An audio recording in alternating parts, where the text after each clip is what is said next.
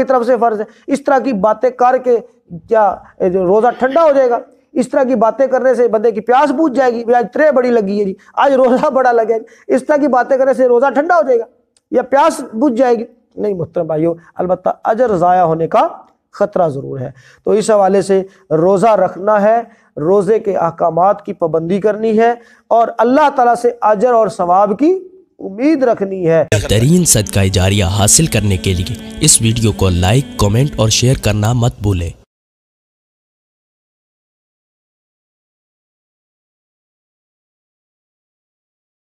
مفہوم کو سمجھ کر عمل کی توفیق عطا فرمائے۔ یاد رکھیے سورۃ البقرہ جو ہے یہ پورے قرآن کا خیمہ ہے۔ پورے قرآن میں جو مضامین، جو احکامات بیان ہوئے ہیں ان سب کو اس سورت کے اندر ٹچ دیا گیا ہے۔ کئیوں کو مفصل بیان کیا ہے، کئی ایک احکامات کی یہاں پر صرف بنیادی باتیں بیان کی ہیں، مزید اس کے متعلق جو تشریحات ہیں وہ آگے یعنی اگلی صورتوں کے اندر آ جائیں گی۔ تو ہم شروع سے دیکھتے آ رہے ہیں کہ ایمان والوں کا تذکرہ، کفر کا تذکرہ، منافقین کا تذکرہ، پھر بنی اسرائیل کا تذکرہ، ایسے ہی قبلے کی تبدیلی، اس کے ساتھ ہی جہاد کے احکامات، اس کے بعد مقتولین جو قتل ہونے والے لوگ ہیں، پھر وصیت کے احکامات، اور اب جو ہے ہم پہنچ چکے ہیں الحمدللہ صیام، روزے کے احکامات کے متعلق پڑھنے کے لیے۔ تو آج کا جو یہاں سے ہمارا سبق شروع ہو رہا ہے وہ اسلام کے بنیادی ارکان میں سے ایک اہم ترین رکن جسے روزہ کہا جاتا ہے، عربی میں صوم، اور اسی طرح سے تمام روزوں کو صیام کہا جاتا ہے، آج اس کے متعلق ہمارا سبق شروع ہو رہا ہے۔ یہ تو ہم سب جانتے ہیں کہ اللہ رب العالمین کی طرف سے رمضان المبارک کے روزے ہم سب پر فرض ہیں، ہم سب پر فرض ہیں، اور روزے کا مقصد کوئی نفس کو عذاب دینا ہرگز نہیں ہے، یہ ایک تربیتی ورکشاپ ہے جو سالانہ اللہ رب العالمین کی طرف سے ہمیں کروائی جاتی ہے۔ یہ ایک ریفریشر کورس ہے، ریفریشر کورس ہے، ایمان کی تجدید ہوتی ہے، عمل کے اندر بہتری آتی ہے۔ مزید اس کے اندر کیا کیا حکمتیں اور کیا کیا احکامات ہیں اس کے، وہ انشاءاللہ ہم آگے دیکھیں گے۔ پہلے ترجمہ دیکھیں پھر بات سمجھ آئے گی۔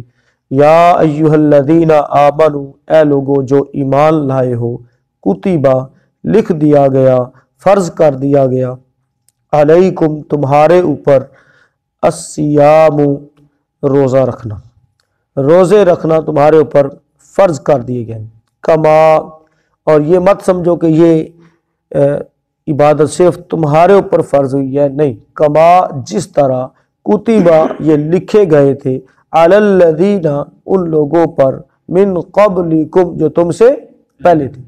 روزے جیسی عبادت پہلی امتوں کے اندر بھی کسی نہ کسی شکل کے اندر رہی ہے۔ لعلکم، تاکہ تم، تتقون، بچ جاؤ، تاکہ تم متقی بن جاؤ، بچنے والے بن جاؤ، ڈرنے والے بن جاؤ۔ ایاما معدودات، ایامن، ایام یوم کی جمع ہے، سب جانتے ہیں۔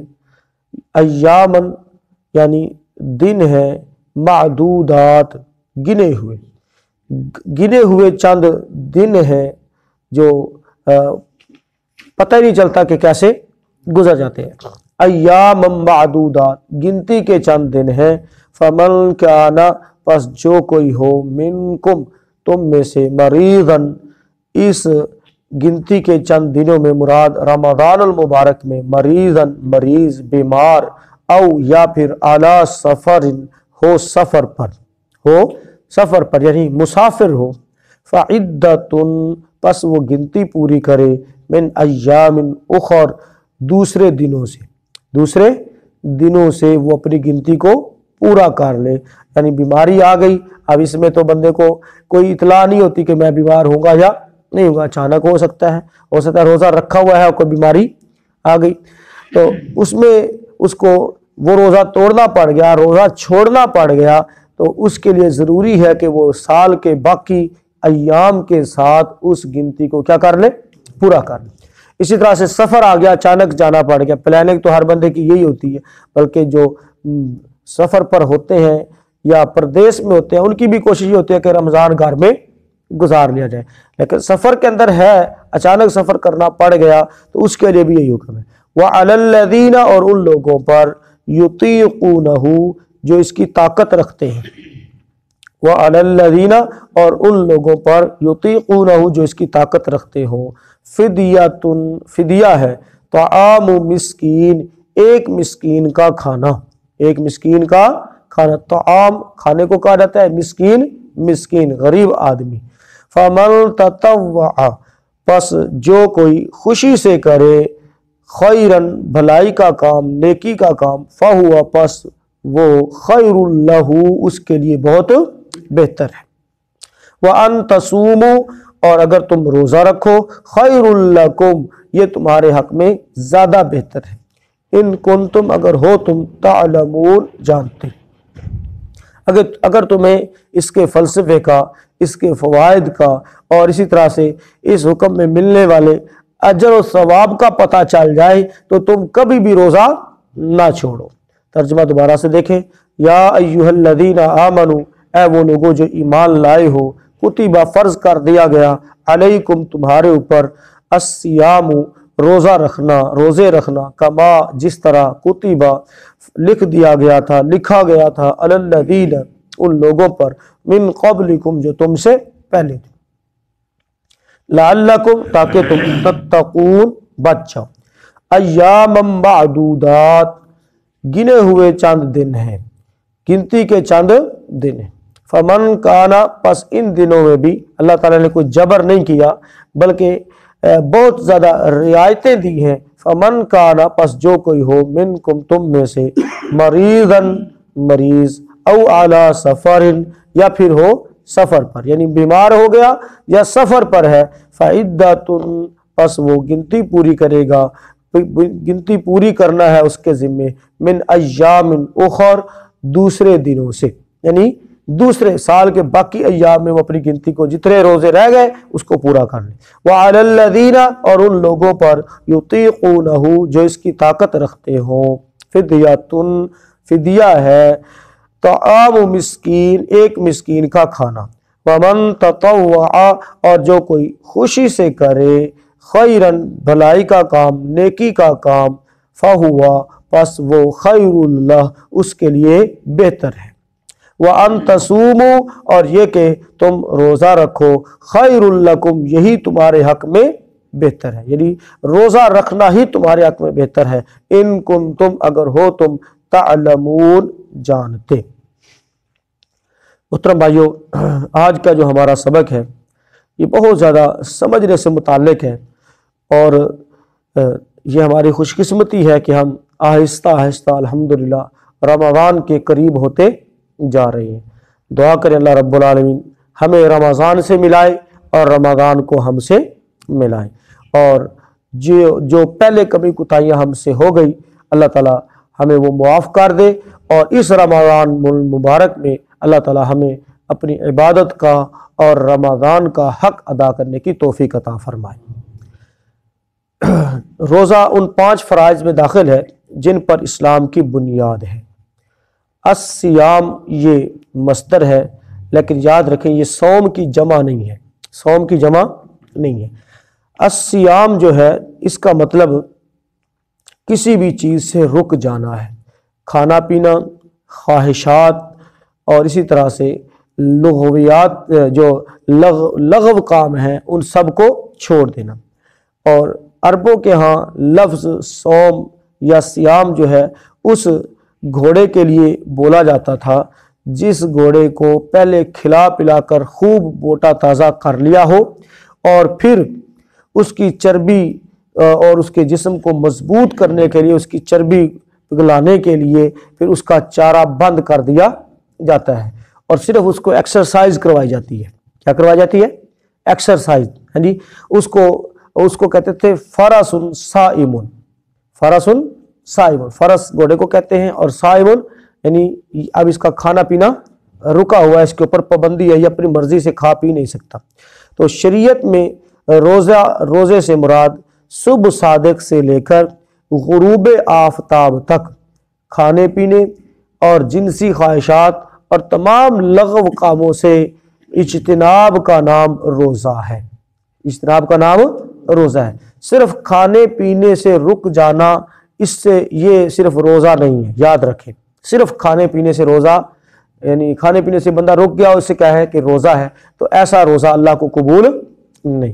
جیسا کہ پیارے پیغمبر جناب محمد رسول اللہ صلی اللہ علیہ وسلم نے فرمایا، من لم یدع قول الزور، جس بندے نے جھوٹ بولنا، جھوٹی بات، برائی کے کاموں کو نہیں چھوڑا، من لم یدع قول الزور وعمل به، اور اس کے اوپر عمل کرنا نہ چھوڑا، فلیس للہ حاجۃ، بس اللہ کو کوئی ضرورت نہیں ہے اس کی ان یدع طعامہ و شرابہ، کہ وہ اپنا کھانا پینا چھوڑ دے۔ صرف کھانے پینے چھوڑنے کا نام روزہ نہیں ہے، اس میں خواہشات نفس، تمام لغو کام، تمام ممنوع باتیں، وہ سب کچھ چھوڑنے کا نام کیا ہے؟ روزہ ہے۔ تو اس اعتبار سے دھوکہ دہی کرنا، اسی طرح سے باقی آنکھ کا زنا، کان کا زنا، جو عام طور پر لوگ لگے رہتے ہیں، تو اللہ کے رسول صلی اللہ علیہ وسلم نے ان سب سے بچاؤ کا نام روزہ رکھا ہے۔ فرمایا الصیام جنۃ، روزہ ڈھال ہے۔ روزہ کیا ہے؟ ڈھال ہے گناہوں سے، یعنی اگر بندے نے روزہ بھی رکھا ہوا ہے اور گناہ پر گناہ اس کے اوپر حملہ آور ہو رہے ہیں اور وہ ان گناہوں کے ساتھ ہی اسی رو میں بہ رہا ہے، تو بھائیو پھر گویا اس نے صحیح طریقے سے روزہ نہیں رکھا۔ اب اس نے ڈھال سے مراد یوں سمجھ لے بلٹ پروف چیز مطلب پہن لیتا ہے نا کوئی جی، تو اس میں اب اس کے اندر سے بھی گولی اگر پار ہو جائے تو کیا خیال ہے، اس کو ہم بلٹ پروف کہیں گے؟ نہیں کہیں گے۔ تو ایسے ہی روزہ رکھا ہوا ہے لیکن گناہ بھی اس کے اوپر اثر انداز ہو رہے ہیں، گناہوں کے اندر لتھڑا جا رہا ہے، گناہوں کی طرف لپک لپک کر جا رہا ہے، تو بھائیو ایسا روزہ اس کے لیے نہ ڈھال کا کام دے رہا ہے نہ اس کو بچا رہا ہے۔ تو اس اعتبار سے روزہ، یہ تو تھی روزے کی تشریح، روزہ کیا ہے اور روزہ کیسے رکھنا ہے، روزے کی کا جو لغوی معنی اور اسی طرح سے جو شرعی معنی اس کا تھا۔ اب روزہ پہلی امتوں کے اوپر بھی فرض رہا ہے۔ کیسے فرض رہا ہے، کیسے کس امت پر کتنے روزے فرض رہے، اس کی تفصیل تو نہیں ہے، البتہ یہود کے متعلق ملتا ہے کہ روزے کی ہمارے اوپر تو روزے کی جو فرضیت ہوئی ہے وہ 2 ہجری کو ہوئی ہے، دوسرے ہجرت کے دوسرے سال، لیکن پہلی امتوں کے اوپر یہ جو فرضیت تھی یہ اور انداز سے رہی ہے۔ مثلا یہود جو ہے وہ عاشورہ کا روزہ رکھتے تھے، یہود عاشورہ کا روزہ رکھتے تھے، عاشورہ محرم کا۔ نبی کریم صلی اللہ علیہ وسلم جب مدینہ تشریف لائے تو آپ صلی اللہ علیہ وسلم نے بھی اس روزے کو رکھا اور رکھنے کا حکم بھی دیا۔ پھر فرمایا آئندہ سال جو ہے میں 9 کا بھی رکھوں گا، یعنی 9 محرم الحرام کا روزہ، یہود کی مخالفت میں۔ بہرحال یہود جو ہے وہ عاشورہ کا روزہ رکھا کرتے تھے، یہ اسپیشلی ان کے لیے تھا۔ تو اس اعتبار سے روزہ یعنی پہلی امتوں کے اندر کسی نہ کسی شکل کے اندر رہا ہے، کسی کے اوپر تھوڑے، کسی کے اوپر زیادہ۔ اور سیدنا داؤد علیہ السلام کے متعلق ملتا ہے کہ ان کے روزہ رکھنے کا جو انداز تھا وہ سب سے پیارا تھا اور بہت زیادہ کہہ لے کہ آئیڈیل تھا۔ اللہ کے رسول صلی اللہ علیہ وسلم نے اسے داؤدی روزہ باقاعدہ نام دیا، ٹائٹل دیا ہے، اور وہ داؤدی روزہ کیا ہے؟ ایک دن روزہ رکھے بندہ، ایک دن افطار کرے یعنی چھوڑ دے، ایک دن روزہ ایک دن چھوڑنا، یہ ہے داؤدی روزہ۔ اور اس سے بندے کے جو تقوی کا جو ماحول ہے وہ بہت ہی پیارا رہتا ہے۔ لیکن بہرحال اللہ کے رسول صلی اللہ علیہ وسلم نے اپنی امت کے لیے چند مزید روزوں کی تاکید کی ہے، اس میں سے ہر ماہ چاند کی 13، 14 اور 15 ایام 20 کے روزے جو ہے اللہ کے رسول صلی اللہ علیہ وسلم نے فرمایا جو بندہ ان کو رکھتا ہے تواتر کے ساتھ، گویا وہ پورے سال روزے رکھتا ہے۔ اسی طرح سے سوموار جمعرات کا روزہ اللہ کے رسول صلی اللہ علیہ وسلم نے اپنی امت کی یہ تربیت فرمائی، خود رکھ کے دکھایا ہے کہ سوموار اور جمعرات کو اعمال پیش ہوتے اللہ کے ہاں، تو لہٰذا میں یہ چاہتا ہوں کہ میرے اعمال جب اللہ کے ہاں پیش ہوں تو میں روزے دار ہوں۔ اور روزے کا اجر ثواب وہ بہت زیادہ ہے، اس کے فوائد اپنی جگہ پر، لیکن اس کا اجر اور ثواب اتنا زیادہ ہے کہ اللہ کے رسول صلی اللہ علیہ وسلم نے فرمایا، اللہ رب العالمین فرماتے ہیں، اللہ تعالیٰ یعنی حدیث قدسی ہے، فرمایا الصوم لی، روزہ میرے لیے ہے، روزہ میرے لیے ہے، وَأَنَا أَجْزِي بِهِ، اور میں ہی اس کا بدلہ اور جزا دوں گا، اس کا ثواب میں نے دینا ہے۔ یعنی باقی ہر عبادت کا ثواب مینشن ہے، لکھا ہوا ہے کہ اس کا اتنا اجر اتنا ثواب اس کا ہے، یہاں تک کہ حج جیسا عظیم عمل اس عبادت کا اجر بھی کیا ہے، لکھا ہوا ہے۔ یعنی بندے کو گناہوں سے پاک کر دیا جاتا ہے، گناہوں سے پاک کر دیا، جیسے آج ہی پیدا ہوا ہے اتنا۔ لیکن روزے کے متعلق اللہ رب العالمین نے فرمایا یہ میرے لیے اور میں ہی اس کا اجر دوں گا۔ کتنا دوں گا اب اس کا ہمیں کوئی علم نہیں ہے، اس کا علم نہ انبیاء کو ہے، اس کا علم نہ فرشتوں کو ہے، نہ اس کا علم اولیاء کو ہے، کسی کو اللہ تعالیٰ نے یہ علم دیا ہی نہیں ہے، اس کا کوئی کاؤنٹنگ ہے ہی کوئی نہیں، اس کا کوئی فگر مقرر ہی نہیں کیا۔ یعنی اتنی بڑی نیکی ہے روزہ رکھنا۔ اور اس روزے میں آپ ہمارے علاقے میں کتنے ہی ایسے لوگ ہیں جو طاقت رکھنے کے باوجود اس میں ڈر نہیں مارتے ہیں۔ روزہ او جی دیہڑ وڈے ہو گئے جی، او جی کب کرنا ہوتا ہے جی، اے کرنا، بھئی سارا سال کولو کے بیل کی طرح چلتے ہیں، جب اس وقت پوری نہیں پڑتی تو بھائیو ان دنوں میں روزہ بھی کھنجا کے تے ساری پوری پہ آ جائے گی بھلا، سوچنے کی بات ہے۔ اور اکثر طور پر میں دیکھتا ہوں محترم بھائیو، اچھے بھلے خاص، اور ہمارا روزہ اللہ اکبر اتنا سہولت والا روزہ، پکھے تھلے بیٹھا ہے، مسجد جاؤ دے مسجد ٹھنڈی، پانی ٹھنڈا، وضو تازہ ہے جی، نہ پانی کا اسے لانا پڑتا ہے، نہ کوئی اور مشقت ہے، نہ محترم بھائیو کوئی اس طرح کا سخت کوئی جان کام ہم کرتے، بالکل ٹھنڈے ٹھار روزے، تب بھی ہمیں مشکل، تب بھی ہمیں پریشانی۔ اور آپ دیکھیں اکثر لوگ آج بڑا روزہ لگ گیا جی، یعنی آج جناب اے ہو گیا جی، آج اتنے بڑی لگی ہے بھی، اچھا بھی تو روزہ رکھ کے بھی کسی تو بدعت لاتا پہ، یہ فرض ہے اللہ کی طرف سے، فرض ہے۔ اس طرح کی باتیں کر کے کیا روزہ ٹھنڈا ہو جائے گا؟ اس طرح کی باتیں کرنے سے بندے کی پیاس بوجھ جائے گی، آج اتنے بڑی لگی ہے جی، آج روزہ بڑا لگا ہے، اس طرح کی باتیں کرنے سے روزہ ٹھنڈا ہو جائے گا یا پیاس بوجھ جائے گی؟ نہیں محترم بھائیو، البتہ اجر ضائع ہونے کا خطرہ ضرور ہے۔